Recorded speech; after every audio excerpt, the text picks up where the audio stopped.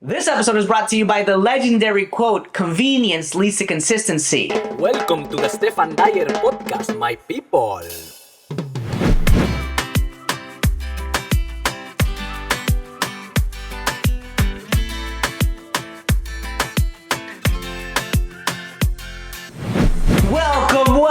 Welcome to the Stephan Dyer Podcast. I have here the unbreakable, the unmistakable, the highly capable, the invincible Daniel Warwick, personal trainer and strength coach. How are you feeling, buddy? Good, mate. Thank you for having me, dude. How are you, Dude, super happy. We've been working together for over a year. Yeah. A pleasure to have you on the podcast to explain our journey. This is a podcast where we welcome amazing people with remarkable stories for amazingly vulnerable and authentic conversations. So I'm super happy. If you like the episode, share it, tell people, and we're going to say this several times throughout the episode, but you probably will. But if you want to work with Daniel, hit him up immediately on Instagram at Thrive Fitness Worldwide is the easiest one. Thrive Fitness Worldwide.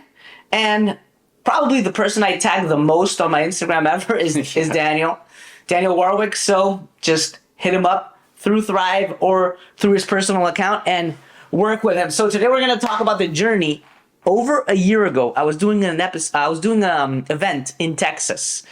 First off, I went to Costa Rica for a comedy festival for 4 days, five days, and then I went to Texas for another 5 days. And when I was in Texas, I could barely walk or get up from a chair because my lower back hurt so much. And over the years, I've been doing a lot of half marathons and long distance training and never really liked the gym. And I realized that every 6 months or 8 months, I was getting injured. So I called my amazing friend, Jonathan, and basically he was like, "Bruv, we need to train you." That's exactly how he sounds. Spot on. We need to train, and then the best laugh in the world. Yeah. Oh, the best laugh. And then he's like, "I told you." He's like, because we met like years ago, and he's like, "If you don't have strength training, you're going to get injured." And I was like, okay, probably. Let me just see how this goes. And obviously, with all the experience that you both have, it exactly happened what he said would happen. So he connected me to you.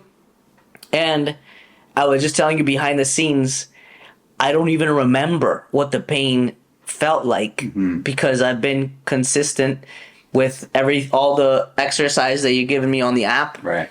And I've gotten a bunch of my friends on the app and then working with you. Yeah. So first off, thank you so much for all the work and the patience and the consistency and the feedback and the follow-ups, because not only do you change lives, but it's like one of those things that spills into other areas of life. So I do think that a big part of my professional success and family success and everything, it leads back to health and wellness. A lot of people say people who are healthy have 1,000 wishes and goals. People who are sick only have one. Right. So thank you. When did your journey start, my friend, in fitness? Yeah, it's a really interesting one because I obviously studied strength conditioning in my undergrad and then went on to do a master's in exercise science. Where was this? England and Ireland? So I was born in London, England, and then I moved to Ireland when I was about 6 years old. Hence why my accent's a little bit weird. Oh, it's a mix. It's like an English accent with Irish speed.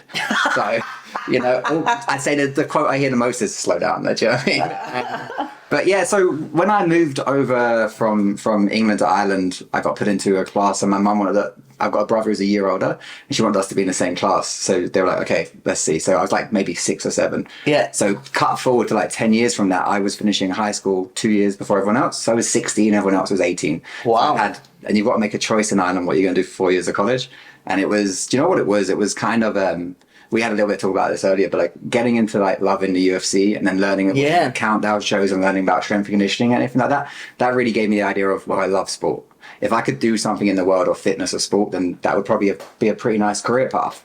And then from there, did my 4 years of my undergrad, went on to do a master's, and then between working with athletes and personal training and stuff, it's like kind of all come from that, mate. That's incredible. I always admire people who know what they want to do coming out of high school.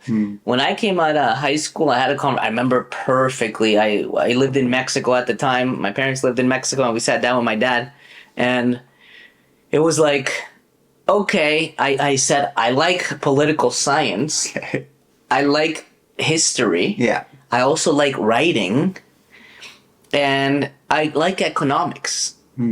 And my dad was like, listen, you can do history, political science, and writing as a hobby. Yeah. Let's go on the economics route. Your uncle is in the IMF, the International Monetary Fund. He's an economist. We could get some guidance.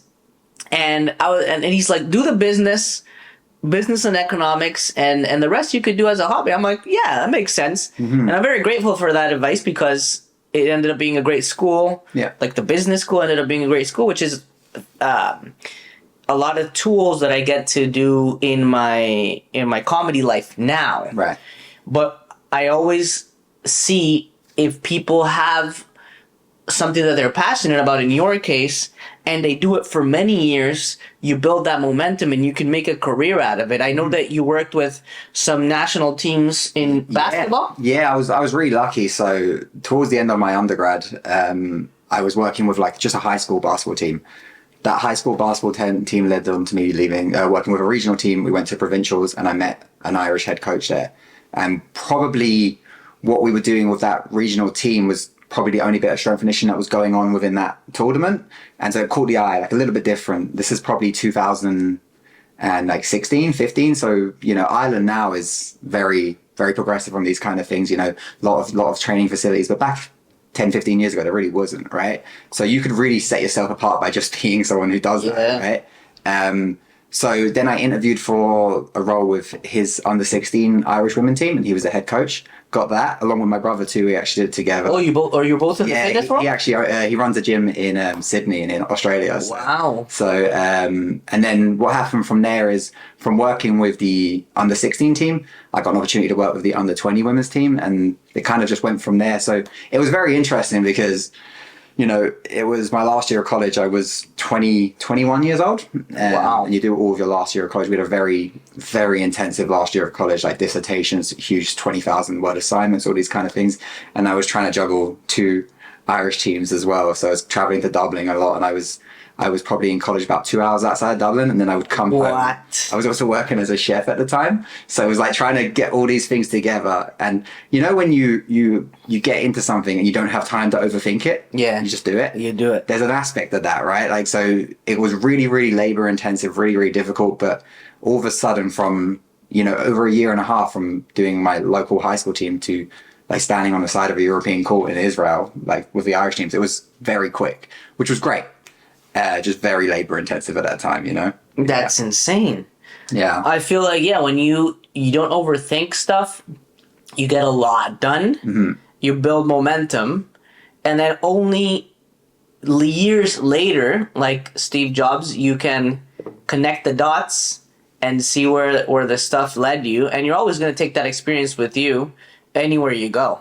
Yeah. You're going to be able to mentor a lot of people, mentor a lot of teams. I feel like when you are a fitness coach, personal trainer, and strength coach, a lot of the elements is mindset. You're almost like a psychologist too. Yeah. Because you're unblocking.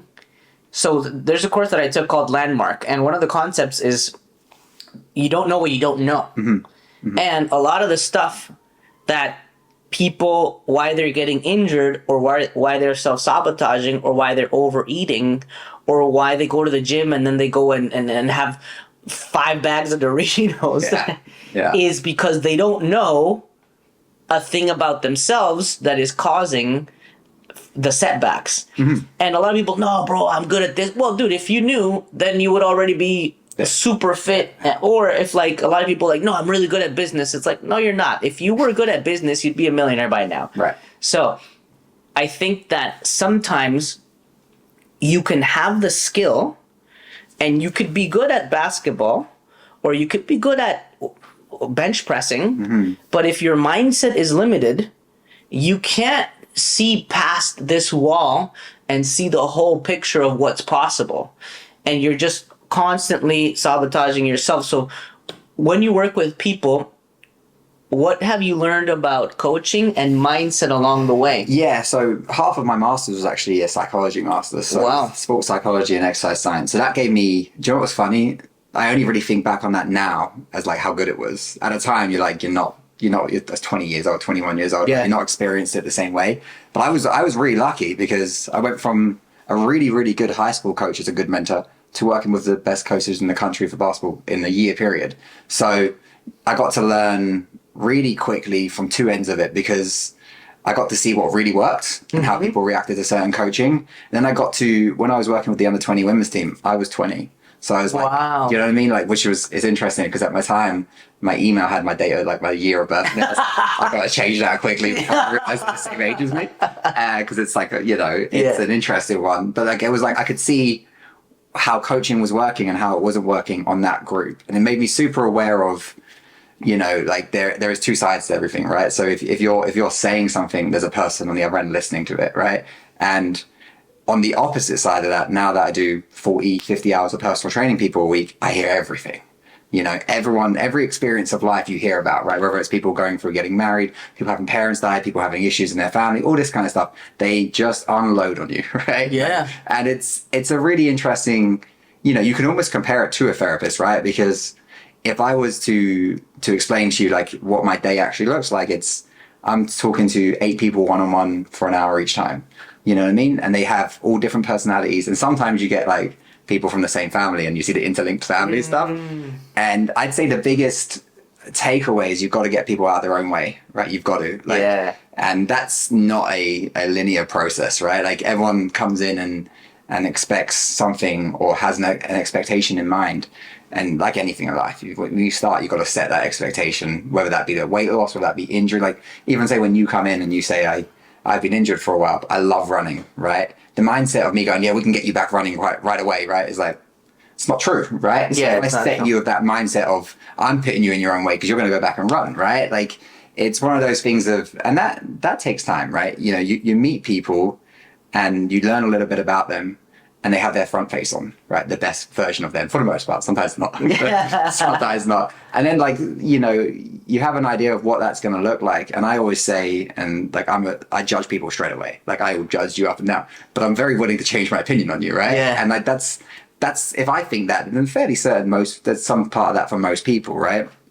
So as you get to know people more, you start to realize, well, what is the issue? Like, there's loads of examples. Let's just say it's like, I want to lose weight is a big one, right? Why do they want to lose weight? Well, it's nearly always because they want to look better, but sometimes they won't even say that, right? They're like, I want more energy. I want to feel better. And that's all great. You can have all the energy in the world, but if you still look in the mirror and don't like yourself, it's not gonna work as well, right? So you've got to get them okay with the reason why they want to lose weight, why they want to achieve something. Pain is relatively easy to get the motivation behind it. They want to get out of pain, but that's not always the case sometimes either. Like there's people who like the idea of being in pain a little bit, right? There's people who are super complex. So whenever you say like, what is the one thing that I see? It's not one singular thing, right? It's like everything comes to, and I'm sure you experience that all the time. It's a very up and down approach. You get to know someone on certain days. Like, I used to have this client who used to come in at like 7 a.m. on Wednesday mornings. And I was like, I'm sorry, 7 a.m. Monday and Wednesdays. And they were great on Mondays.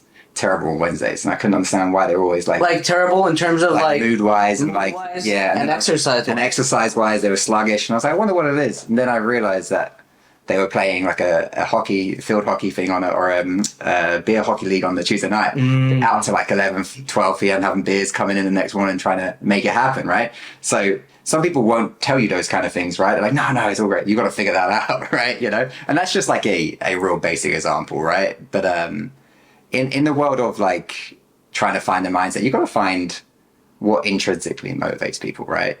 What actually is the thing that they want to achieve, and why is that? Yeah, I feel it's so fascinating to me because I've always been consistent and a very disciplined person, but my obstacle with the gym was not necessarily the consistency piece. It was feeling miserable and useless because I didn't know how to use the machines, and I'm so obsessed with my time and using it adequately that I always felt frustrated going and feeling like I was wasting my time because I didn't have the knowledge to use them properly. So when we go now on the Thrive app and each exercise has a video. Yeah. And by the way, I know that which is a good distinction to make. You have in-person clients, and you have online clients like myself. And in the case of the online clients, I've obviously met Daniel several times to go perfect or some exercises that I may not know how to do exactly from the video. But it's always really cool how you learn from yourself, you learn from the videos, and then you start to get that confidence. Like, now I have my favorite exercise, my favorite machines. And it's also fascinating to see how you, like, me knowing that you will message me after the workout to ask makes me do it more than if I didn't know. 100%. So what a lot of people don't know is that you're not just buying the fitness and the health part of it.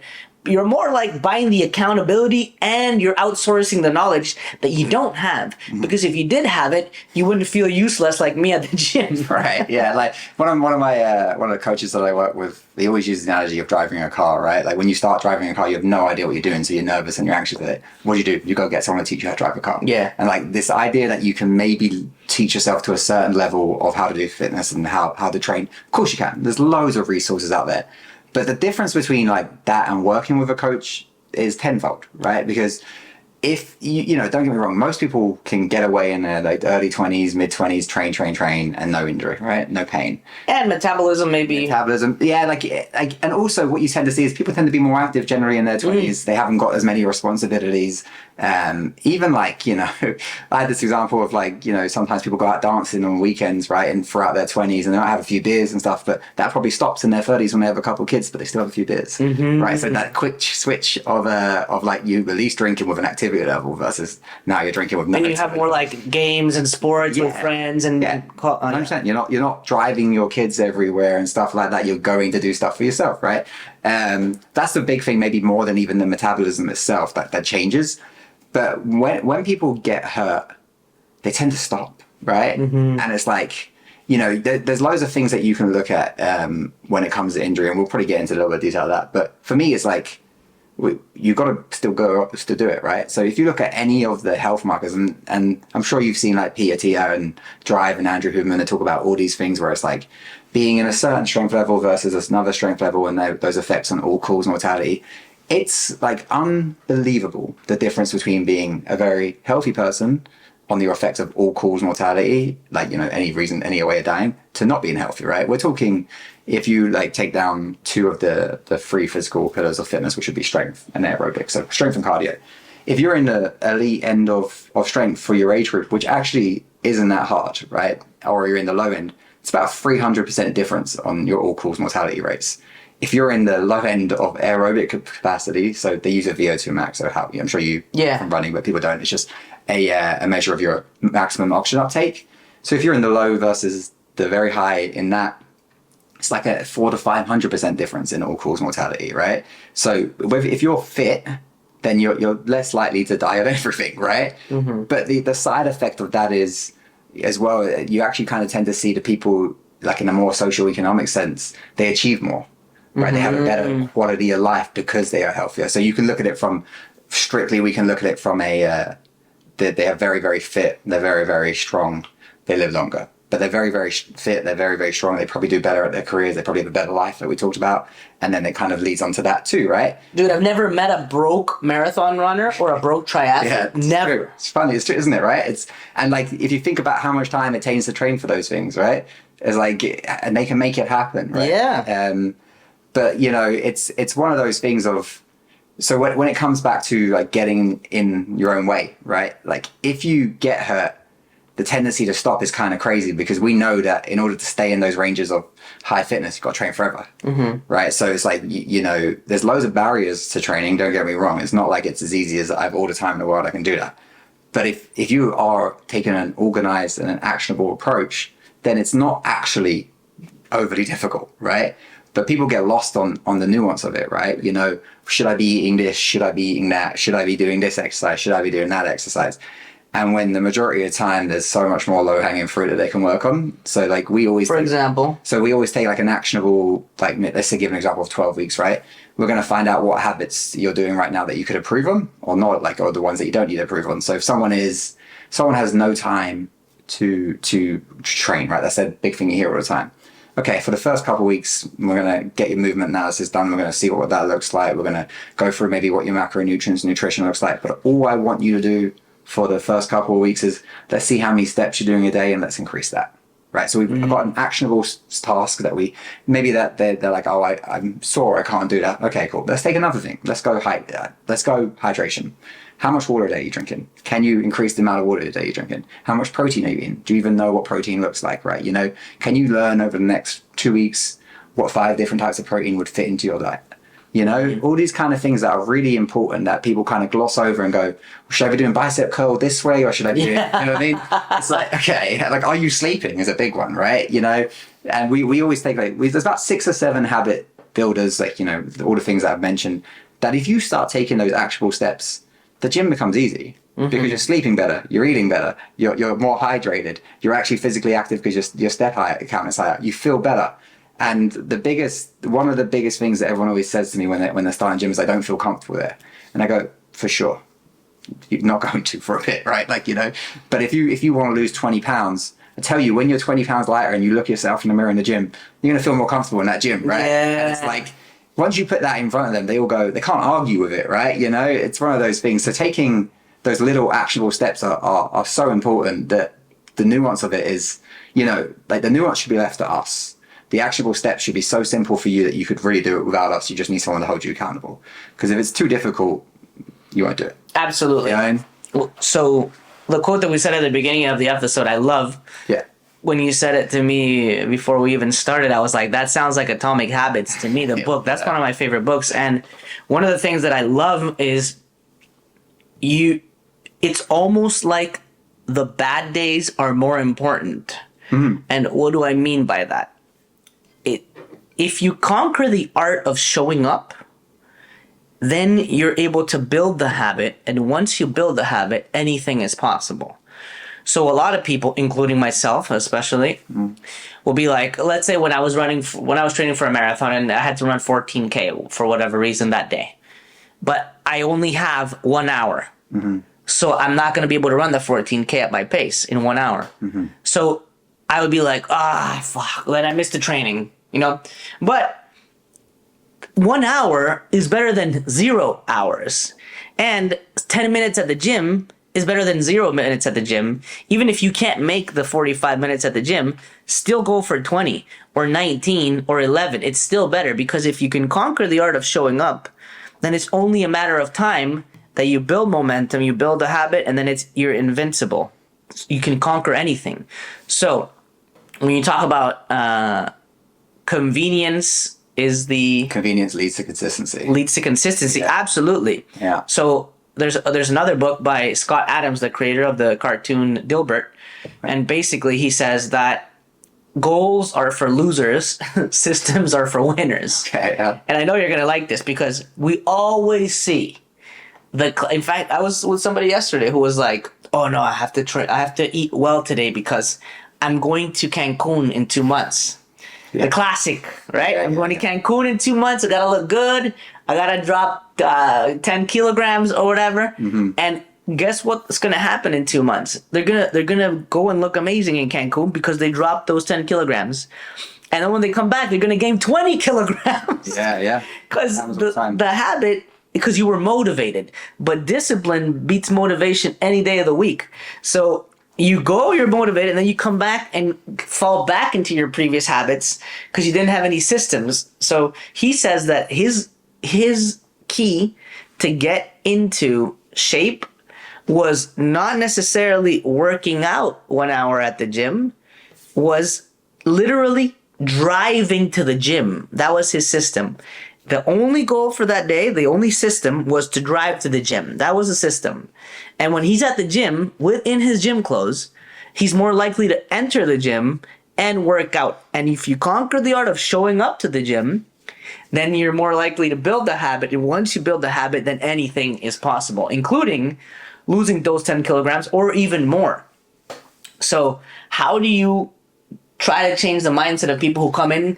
Like, a lot of people come in with all the solutions, and you're like, well, if you had it, then why? Yeah. Well, 100%. And it's like, it's true. People come in and go, I know what to do. I just, okay, cool. Okay, great. Yeah. And it's like, and I know what I have. I know, yeah, it's like, I've done it before. And okay, cool. I don't care what, like, there's a certain aspect, I don't care what you've done before, right? If it's not consistent over time. Look, motivation is great. Don't get me wrong. Like, I love people who are motivated. It'll work well, right?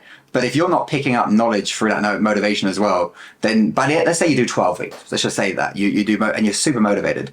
But by the end of those 12 weeks, I've got to convince you, give you the knowledge that this can't stop now. Yeah. Right. So, whatever gets someone in the door will get someone in the door. Right. It's whether you can keep them there. Yeah. And that's true for everything in life. Absolutely. Right. So like, if someone comes in and they say, I want a good example, I want to go to Cancun, or like in Canada, you see summertime, wintertime. Yeah. Right? Like, that kind of, end of February, everyone's like, oh shit, the beach is coming up. I've been drinking for it and I've been partying, whatever. Yeah. Right? So it I'm gets pumped up. yeah. I definitely hit the gym, not as much as I would have liked to, right? Yeah. Because it is easy to stay inside when it's cold, right? But if you can convince them that, and give them the understanding, because realistically, if you give them the understanding, they won't need convincing. They'll, like, if you show them what it looks like to be healthy, how much happier they are when they're healthy. And a lot of that, and I can't underestimate this a lot, and I go, a lot of that is when they quit alcohol for like 4 weeks. They quit alcohol for 4 weeks and they're in a dramatically better mood, right? They're better, their relationships are better, their work is better because they haven't got that grogginess of, and then what usually happens in Canada is they do that for like, 10 weeks and the summer comes along and they drink 3 nights a week. So it's like, it's actually the worst time to try and implement that. But you see that, and then let's just say, because, everyone has their own choice to do whatever they want in life, right? Like, if you drink, if you party, if you do whatever you want, right? But when you do a month without that, after having to do it, you'll realize how much clearer your brain is. And all of a sudden, those little things at work that were annoying you because you're a little bit anxious and a little bit unsteady are now not annoying you as much, right? And that's the same as any aspect of fitness, right? When you eat better for 2 to 3 weeks in a row, you're going to feel better. Yeah. Right? And then when you eat shit, you feel worse than because you didn't know the difference, right? So it's an understanding of, you can do things for 12 weeks. You can get yourself in a calorie deficit. You can do all your protein shakes and you can do all the right things. But if you don't realize at the end of that 12 weeks that it's a lifetime of work you need, I've kind of not done my job properly. I might have got you in the best shape ever, right? But if you're not still training, whether that's with a coach, without a coach, right? Not saying necessarily with a coach, but you need to realize that I want to live, I want to have a good last decade of my life. We are so lucky in the world that we live in, that we're even sitting here speaking into a microphone with a camera. We have so much access to information. Yeah. And that can be paralyzing for most people, right? Like, there's too much out there, right? Like, but the overwhelming evidence that shows that we need to be healthy to have a happier and longer life. So that's what I'll always find out. Like, what are your aspirations for life? What do you want to do? Do you want to have a couple of kids? Do you have a couple of kids? Do you you go and you work Monday to Friday and then you take the kid to the park, and at the end of the day, you're exhausted and your back hurts. And it's like, or do you want to be able to go play with a kid, have fun, go play soccer with him, whatever it may be, and not feel like shit, right?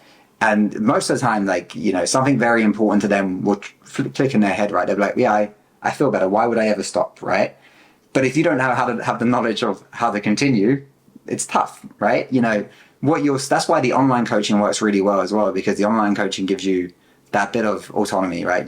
I'm not there holding your hand, making you go in. I am going to text you if you don't show up, right? Mm-hmm. You don't really ever experience that because you always show up. You're always doing it. But like, if you don't, like, if someone doesn't, I'm going to be on them, right? Because the app will tell me straight away whether you're there or not. And sometimes they have a very good reason. The kid was sick. I had to go pick up. Oh, this happened. Okay, cool. We've got to figure something out then, haven't we, right? We've got to do something different this week to make up for what we've missed.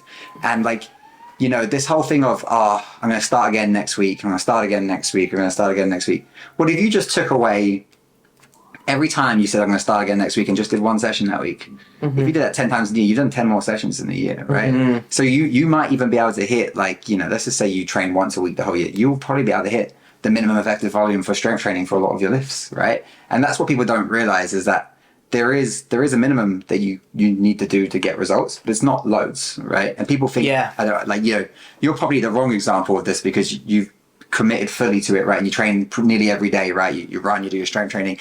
But like most people, if you've only got an hour a week, right?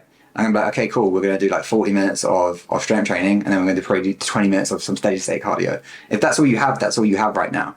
But what generally tends to happen, if you do that for 6 or 7 weeks, you suddenly find a second hour you can work out for, right? Yeah, it's like you know, it's very funny how that happens. But all you need to do, and I always tell these people, because I have like I used to teach this productivity workshop, and all these people, I'm telling you, that don't have the time, for whatever reason, have 25 hours a week to go on TikTok and Instagram and are up to date with all the Netflix episodes and sleep in till 8 a.m. and then they just roll over bed and then go into their first meeting. And it always, like, if you backtrack it, it always falls back into going to bed. So why, oh no, I have insomnia. Well, some people do, I get it, but well, obviously, if you're looking at the cell phone in the dark, the light of the cell phone doesn't allow you to sleep well or go to sleep. So don't put your cell phone, don't go on your cell phone in bed, because the light will mess you up and you won't be able to sleep well. Another thing, you can just leave the cell phone outside, by the way. Have like a OG alarm clock from back in the day. Second, if you eat late, super late, then your body is going to digest that food when you're sleeping and use the energy instead of to recover to digest the food, and you're not going to be as rested in the morning. And then the other thing that I try to do is, if I go to bed at 9, and I know some people can't because kids or whatever, but you're the leader of the household, so pretty much all your habits, you're giving them to your kids. So if you go, even if you start to wind down and turn off the lights around 8 or 9, it sets a tone, and you could be asleep by 9:30, which means that you could get your 8 hours and be up by 5:30. Telling you 5 to 7 a.m. is the golden times. Yeah. Because you're rested, high, like peak performance, mental clarity, and those are my favorite times of the day. So, when people come to you and they want personal training, if you could only change one or two things from people who usually want to lose weight, they are overweight a little bit, what patterns have you seen in these people? Is it the nutrition? Is it the alcohol? Is it going to bed late? Yeah. What kinds of things, if they could change one or two things, immediately people listening to the episode? Yeah, like, you know, get moving and nutrition are two, right? Like if you're living a very sedentary lifestyle, that's going to come along with all the things that put extra barriers to training, whether that be aches, pains, whether that be fatigue midday, you haven't done anything, you haven't got any sunlight, anything like that, right? And especially since COVID, people working from home all the time. So people don't leave their room, right? Especially in Toronto, when you have these like tiny box apartments, right? People go from their bed to their desk and that's it, right? So get moving. Like the first thing is always going to be steps, right? If they're capable. Like very rarely have I ever met anybody with such bad like knee pain, such bad like ankle pain where they cannot even increase their steps by a little bit, right? It does happen. People have acute injuries like that, but not over a long period of time. And then the second thing is you've got to start becoming a little bit more aware of what you're eating, right? So what people try to do is like I mean by that, like aware of your own patterns of eating, because everyone's patterns of eating are different, right? So if I take someone who's 6'5", weighs 250 pounds, and I take someone who's 5'3", weighs 130 pounds, they go to a restaurant, they've ordered the same dish, they're getting the same size dish. It's going to have a bigger effect on that person who's 5'3" in order to then make calorie maintenance than it is the guy who's 6'3", right? So being aware of when you do certain things is more important. So that might not mean that like everybody is the same, right? That might not mean everyone who eats at night, you know, has to stop eating at night. I mean, ideally, right? But what you tend to happen is once you get that idea of being a little bit more aware of what you're eating, knowing what's in things, you subconsciously have to, like, and maybe even consciously, you have to start thinking about these choices, right? If I went and had a meal let's say I'm 25 pounds overweight, right? And I went and had a meal every day that was 2,200 calories for lunch, and it was a fast food or something. And I never even realized it was 2,200 calories, because most people don't even think about it, right? And then they're like, oh, I feel shit. If they find out that's 2,200 calories, and then they're now trying to stay within 3,500 calories a day, they're going to start trying to make a different choice on that, right? But what you actually see, and this is why I say it's not linear for everybody, is like what you'll actually see is some people get really good at that, get really good at 7 a.m. to 8 p.m. Great. And they've got their calories and they're sitting there with their MyFitnessPal and they're really happy. And all of a sudden they've hit their calories, and now I am bored, I'm gluttonous, I can't think of anything but food. Now anything they eat is over their calories. You know what I mean? So when I say to someone being aware, I'm like, well, be aware of the pattern that you have. If you know after 8 p.m. you're going to have something, leave some room for that, right? You see it all the time. Or don't buy it. Or don't buy it. But, and that always is one of those things, right? But, and as I was younger, I was like, yeah, just don't buy it. And then you be around families and you see families and you see the kids and what they want, and they want certain snacks, and all of a sudden you have 3 kids and you've got snacks everywhere in the house, and then it's all about your self-control, right? And you've had a long day, it's taken you a while to get the kids down, and you're like, fuck this, do you know what I mean? And then that's where it happens, right? Like, yeah. It's very easy for me and my fiance to like, we're not buying this week, right? Because then that's that look at like 8 p.m. is like, I'm hungry, are you hungry?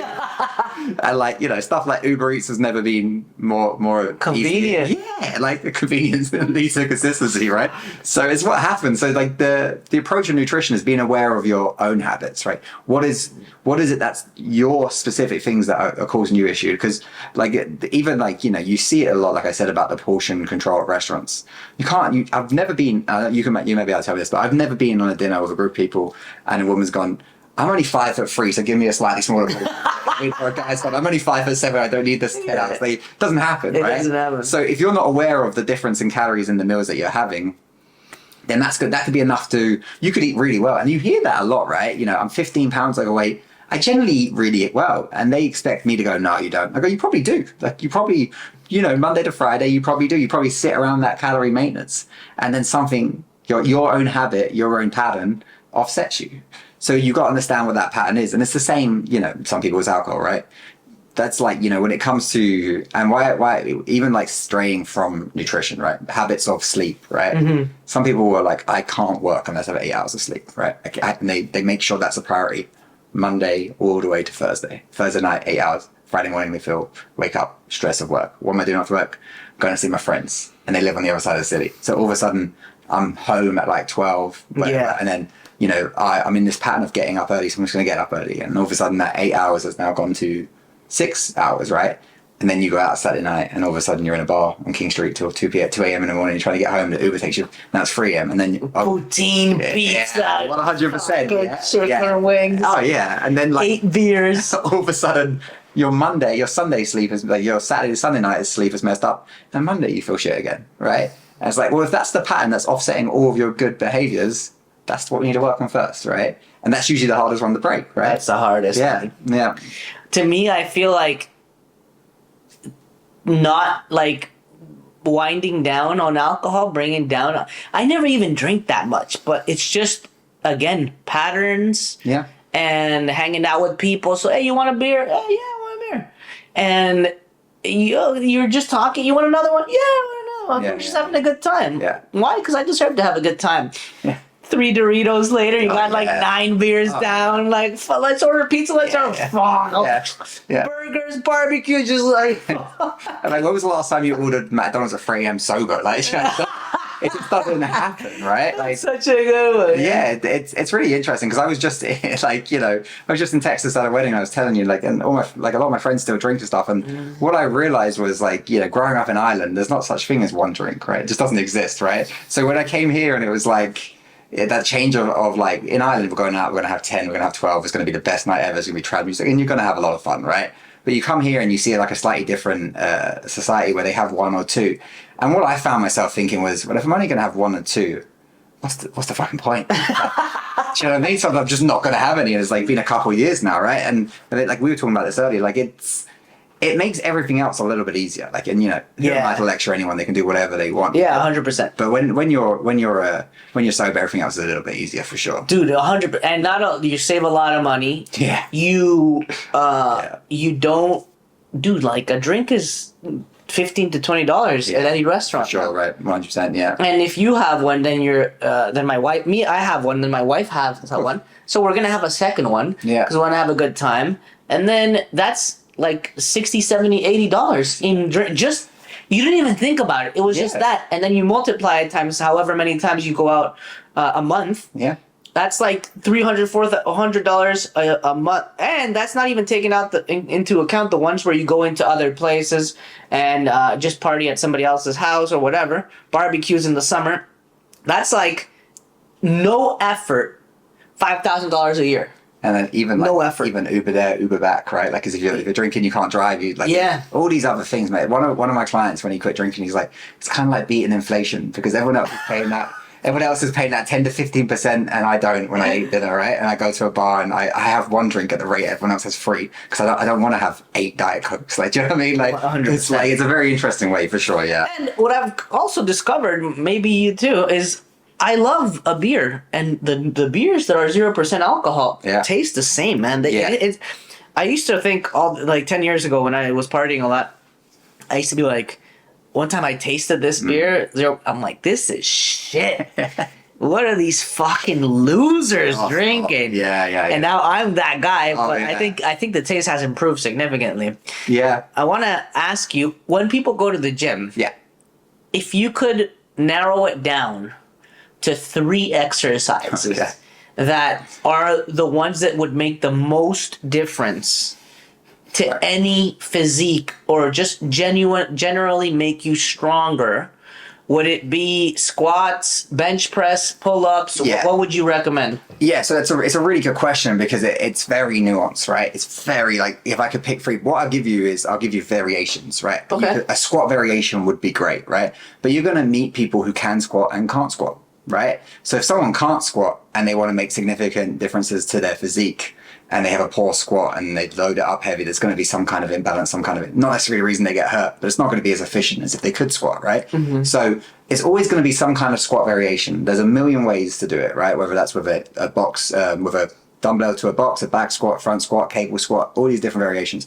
Some kind of hinge movement, so you're getting all your posterior chain, some kind of back movement. That's what I would start with, right? And to be fair to you, I would probably give it 4, right? I'd give it some push variation, whether that's an overhead press, a lying press, a dumbbell fly variation or anything like that. Some kind of pull variation, whether that be a horizontal pull, a vertical pull, any kind of knee dominant squat variation, split squat variation, or a hinge variation, like an RDL, a hip thrust. It's less about the exercise you do, it's more about the volume, the intensity, and the time period you do it for, right? So if you were going to say the 3 exercises, it'd be volume, intensity, time, right? So can you commit to a program that's 2 times a week for 6 weeks? Because if you went and did that, you'd have better results than if you didn't, right? So if you want to get the best benefit of it, it's like everything, the best benefit of it is going in the right direction, right? It might not be the most fast, speedy, whatever, but you can't really control some of that stuff. Directionally accurate. 100%, right? Like, and it's funny because if I was to say to you like the minimum effective volume for an exercise is like 4 sets a week for like 6 to 8 reps, right? And I would say that's one body part, so like a quad, right? I go, okay, what is it for glute? And we'll just give example. We'll give the same example. It's 4 sets a week of 8 to 12 reps or something like that, right?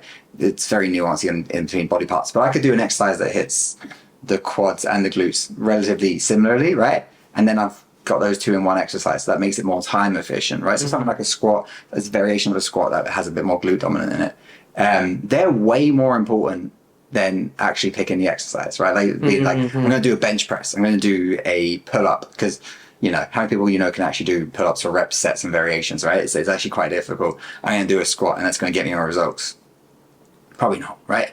If you're starting, and everyone's heard of the term beginner gains before, right? You get to the gym and it's like, you're having really good results in the first 6 months, then it gets difficult, right? Because you've got really that early level motor unit recruitment from the muscles, you've consistently gone for a period of time, and you get good results, and you notice a change in your body, and like, this is amazing, right? You go from uncomfortable, too comfortable to uncomfortable again, because now you're like second question everything. I'm not getting the same results I was at the start.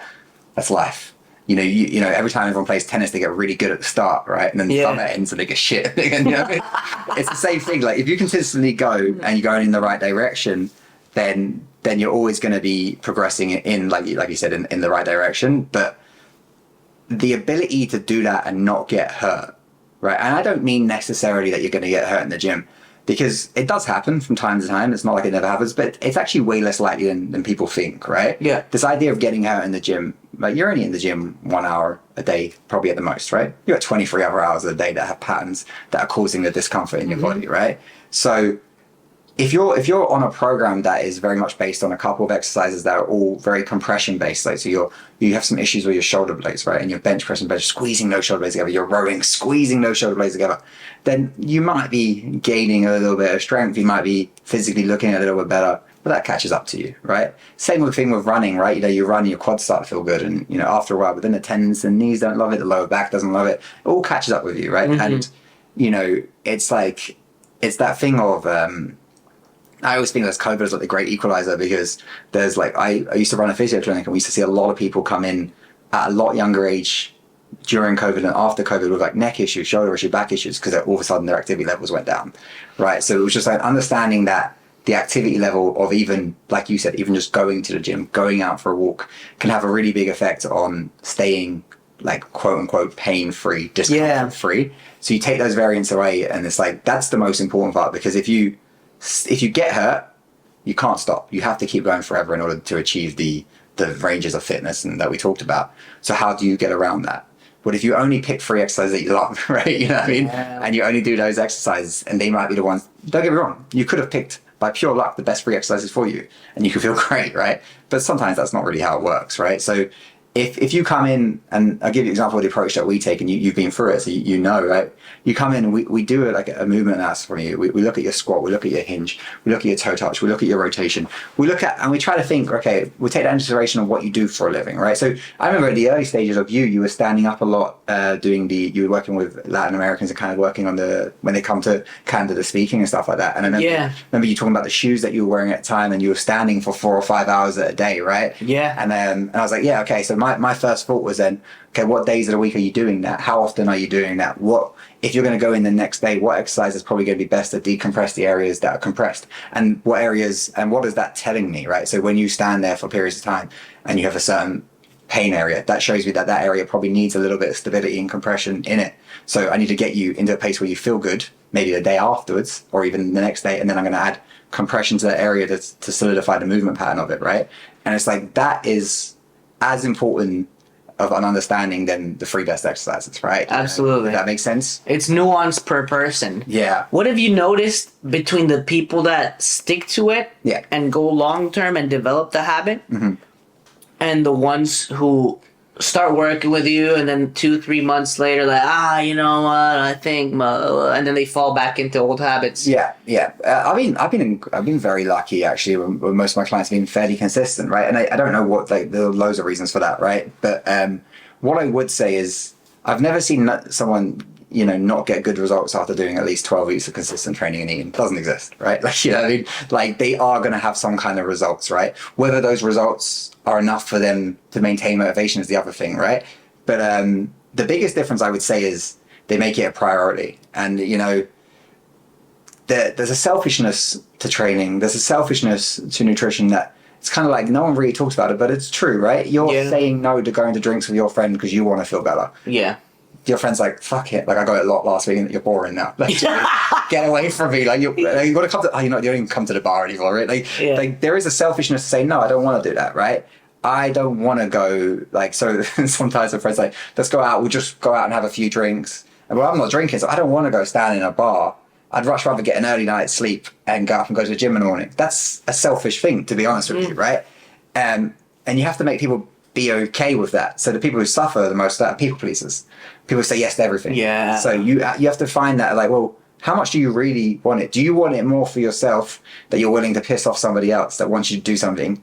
But what you'll find, and they don't talk about this either, is that when you get healthy, you tend to lose some of your friends. You tend to lose some of the people there, because you hold a mirror up to them. Absolutely. They don't love that, you know? And the idea of, I mean, it's probably bigger around drinking, but like a lot of my clients will always talk about that. They would always say, well, my friendship groups kind of changed, or I don't really do the same things I used to do, right? And I go, are you happier? And they go, they always say they're happier, right? It's like, so was that, you know, was that purpose, was that serving you or was it taking from you, right? And that's not always the case. Some people are great friends regardless of what you like, right? But I'm sure you've experienced it too, right?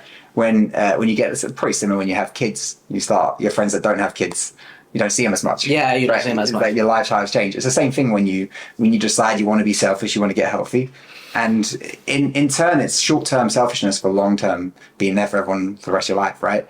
And that's one of the defining qualities of people who are able to achieve extraordinary things. It's able to sacrifice short-term pleasure for long-term gains. Yeah. I heard it in the Alex Ramosi podcast the other day where he was like, when people tell you, oh, you've changed, you're boring, blah, blah, blah, it's because they can't tell you that you've grown. Right, yeah.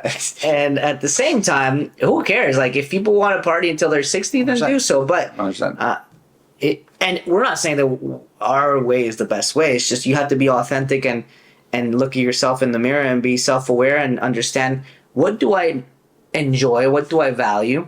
Mm-hmm. The other reason why I quit drinking is because my son would wake up at 5 or 6, and then I'd be like, and I'm in an industry notorious for drugs and alcohol, and it's so easy to fall into that. And let's go for a beer. Let's go for a beer. Yeah. And then, dude, 9 beers later, you come back at 4 a.m. and you're a shitty husband, a shitty father. One time it's okay, but it becomes a habit. Yeah, and what people like when people stop drinking, what they don't want to admit is that the first 3 beers are great.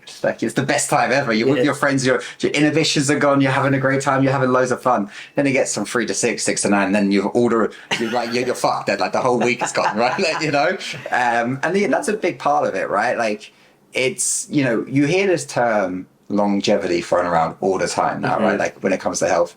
And like, I remember saying to someone, I was like, and it just kind of came to me, I was like, why? Like, they were just wanted everything now. They wanted that life that they were going to be really healthy in, but they wanted it, like, they wanted all the results now. I was like, why are you in a rush for longevity? Doesn't make any sense. That they're contradicting each other, right? You want to be able to have this process forever. It can't all happen now.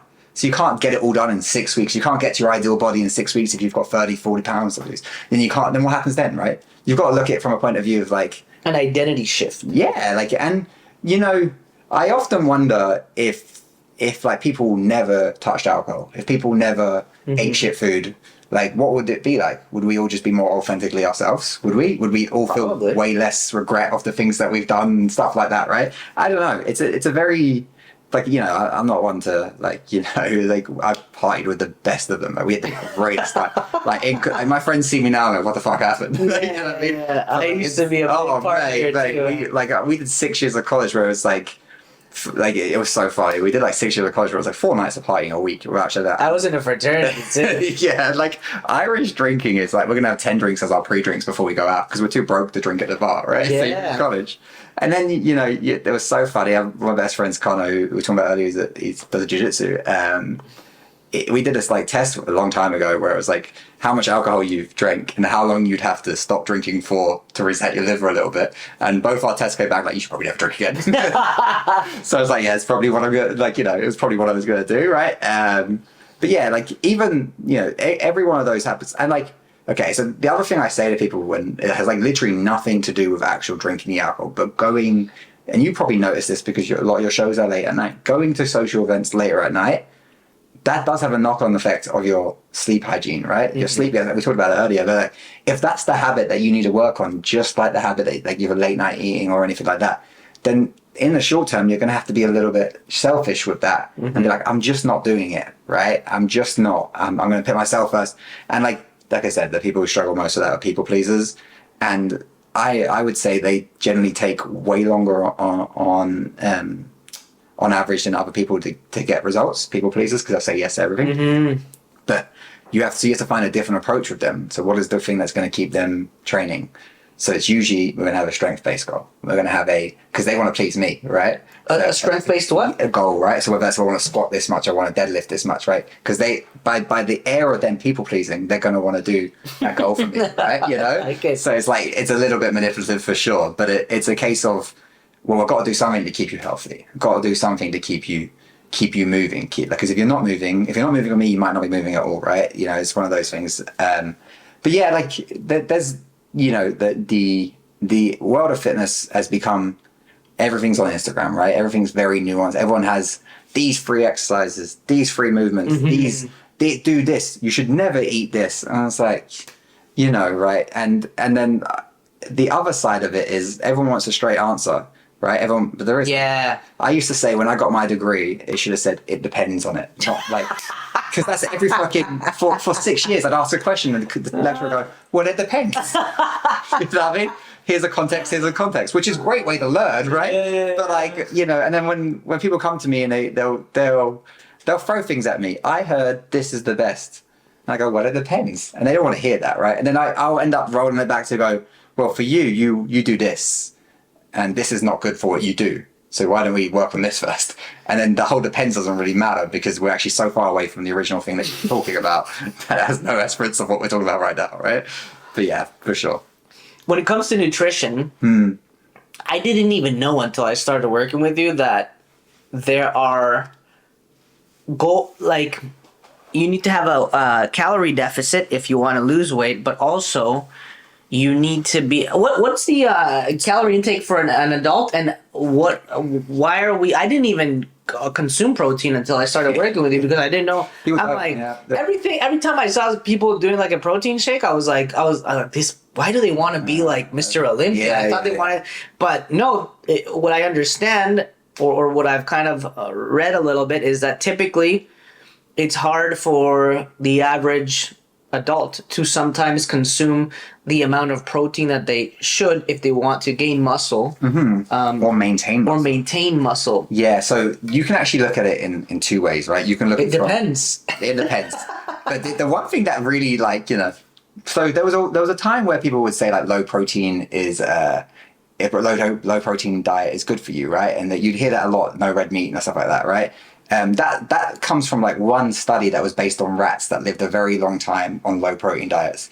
But and everyone's like, oh, well, why would that, you know, why would that translate to people? Because why would it, right? Rats don't fall from 6 foot and break their hips at 90 years old, right? Yeah. So the overwhelming reason you should eat a lot of protein is to maintain your muscle mass for later life. So, but that's not the reason we want to, like most people, they want to look good, right? So if you're in a calorie deficit and let's just say your maintenance calories, and it's individual, every person is relatively different based on their age, their height, their weight, their activity level, right? So around like 20, yeah, no, we're good. Like 2,500, 3,000? It depends, right? So it really does. Everyone's different, right? Like, so what about you? Mine's around 2,500, about 2,450 usually, right? So I weigh about 100. Okay, what about me? What do you? It's like a calculator that I put it in. I'm 5'6" and 74 kilos. So what's that about? So you would probably be the low end of 2,000 somewhere, 2,000 to 2,200 somewhere around there. Maybe a touch higher depending on you're standing, you're moving, you're doing stuff like that. If you sat at a desktop. So let's just say we want to lose 1 pound of fat a week, right? We'd get you in. We know to lose 1 pound of fat, we have to take about 3,500 calories off our body. Okay, so if we take 3,500 calories off our body, let's divide that by how many calories we want to not eat or like be in a deficit of per day. 7 times 5, so 500 calories. If we do that, if we're in a deficit of 500 calories every day, then at the end of the week, quote unquote, we should lose 1 pound of fat, quote unquote. Yeah. That doesn't necessarily mean we only lose 1 pound of weight because we have water weight, we have all these other things too, right? But if we are not eating high protein, enough protein to sustain muscle, we'll atrophy our muscles too. We'll lose both body fat and muscle mass. We don't want to do that, right? We don't want to. We want to make sure that when we're losing weight, that it is body fat. It's adipose tissue, right? It's not lean muscle mass. Because if you remember, apart from the fact that's how you look good, right? Yeah, that's how you look better, right? you know, people come to me and they're like, I don't want to get bulky, especially like females. Like, I want to weight lift. I don't want to get bulky. It's like, do you know how many men are out there trying to get bulky? Like, with high, like training hard, and they can never do it. Like, you're not going to all of a sudden turn bulky overnight, right? It's very difficult. You have to put a lot of training, a lot of stimulus, a lot of adaptation in the muscle. It takes years to get to a really bulky physique, right? Like bulky is like muscular. buff? Yeah, like bigger, muscular, right? Like most people benefit greatly out of maintaining their muscle mass and dropping body fat to start, right? Basically, mostly on a couple of things, right? For me, it's like that whole comes back to the uncomfortable in the gym. A lot of times people are uncomfortable in the gym because there's tons of mirrors in the gym, right? So I'm at this, like, I'm in mirrored places every day, all day. So I know what I look like from every single angle and then some, right? So I'm very comfortable with it, right? But some people will go in and they're like, I don't want to look at the mirror, right? I want to look the other way. And a lot of times it's the only time they ever see themselves from that perspective. Like a Zoom screen, they can set it up the way they like, the way they look, right? They can have their hair a certain way, they can wear glasses that are like, or the photo, they can choose how that looks, what everyone sees. When you're at the gym, you see yourself from every mirror. That has an effect on you. And people can say it doesn't, it does. We all know it does, right? So when it comes to like maintaining protein, so we're looking for like 1 gram per pound of body weight usually, right? So that's like, if you're 100 and, so if you're 74, it's roughly like 160, 155, 160 pounds. We're looking for 150 to 160 grams of protein per day. Wow. That's not easy. That's not, and how much is typically a protein shake? Usually 30, somewhere 25 to 30. Yeah. Like, yeah. That's a lot of protein. Yeah. Like, you know, how much is a chicken breast? So I think roughly about 120 grams of chicken breast is somewhere between, like, somewhere around, once again, around 25 to 35. What? Yeah, people think there's way more. Like, it's a lot of protein. It's a lot of protein, yeah. And that's why it's such a, that's why I do wonder what, if we all started now, like, and to be honest with you, everyone is starting now. Like, everyone's becoming more aware. Like, protein, have you ever, like, 5 years ago, you walked to a store, you never saw a high protein Snickers bar. I often wonder if, in like next 20, 30 years, we're going to see less of, you know, people ending up in long-term care homes from falling at an earlier age and stuff like that, because it's more of an awareness now of protein than there's ever been, right? Like, even you yourself, right? You said, whatever, a year ago, you didn't even think about it. And now, like, you see protein everywhere. You see it on every time you go to a grocery store, there's like a protein equivalent of a Mars bar or a Snickers bar. And right?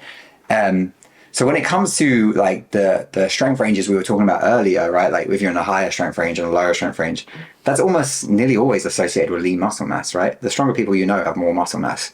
So if you're strength training and you're not eating enough protein, then you're doing yourself a disservice, right? Because you're breaking down muscle. It's not recovering to the same level because you haven't got enough protein synthesis. You haven't got enough protein in your system to recover to the same way you'd like to. And an accumulative effect of, over time, we tend to lose muscle mass anyway through this thing called sarcopenia, which I'm sure you've heard of, but it's like a natural loss of muscle mass after the age of 35 at, like, you know, somewhere between 1 to 3% per year usually, right? So it can be quite drastic for some people. Yeah, you're gonna. This one's gonna just get like, you know, just got thicker sleeves. So, but if you can eat enough protein and strength train enough, then you can offset that, right? 100%. I have clients that you've given me that have started and they've got an in-body, I won't name, but I got an in-body back from the other day, and their body weight is the same, and they literally have more muscle mass and lower body fat percentage, right, over a 6-month period, and they are in that range that they should be losing muscle mass, right? Like, I had a client who lost 60 pounds, and, you know, of course, when you 60 pounds, yeah, like that happens quite a lot. Like, people get into a rhythm and they have weight to lose, they'll lose it, right? Like, but the thing is like, I've had people lose 60 pounds that don't strength train, that refuse to, and like this maybe earlier in my career where I wasn't as harsh on them, and people that do, and the drastic difference is you've lost, you know, way more muscle by not doing strength training, eating enough protein, than you still lost 60 pounds, but you don't look anywhere near as good as you could have, right? But if you're looking at maybe like, a lot of runners who just run. Oh mate, it's like I think it's an epidemic, like of runners, and, you know, like it's funny. I used to train a vegan runner, right? And like as hard as like meat eaters have at getting protein, can you imagine being vegan? Like, how much lentils you got? Oh fuck, man! And then the lentils are high in fat, so you got then they worry about calorie density and stuff like that. It's a nightmare, right? They end up on vegan protein, and it's awful. Like vegan protein is some of the, like not to shit on vegan protein, but like some of the brands they taste awful, right? So you end up hating the thing that you should be enjoying, right? But if you can offset, It's not convenient. it's not convenient, mate. It's not, right? Because you know, like I used to buy big tubs of protein, and now I spend more money on just little bottles of protein because they go in my car in a little cooler thing, and I'm always driving always at people's houses. So Little bottles of like shakes? like protein shakes. Yeah, like I'll go to Costco and I'll buy like hundreds at a time, right? And I'll come home and my like fiance milkshakes that have protein. Yeah. And how many will you drink a day?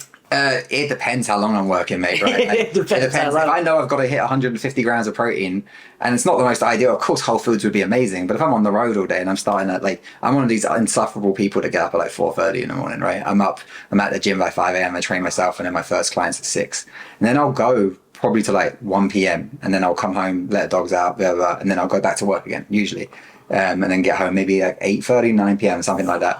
So I'm on the road working all the time, most of the time anyway, and so I could have 3 a day easy. But that's like 60 grams of protein I wouldn't have if I had to cook 3 times a day to get it, right? So convenience, consistency. If I know I have to hit 150 grams every day, no matter how I get there, I'm getting there, right? And like that's why I like it. I hadn't even considered that. Yeah, you're on the go all the time, right? Like, you know, and it's funny because I always find it funny people go, they're so expensive, protein shakes. They go, yeah, like you go and buy a core protein shake from the gas station, it's going to be like $4.99.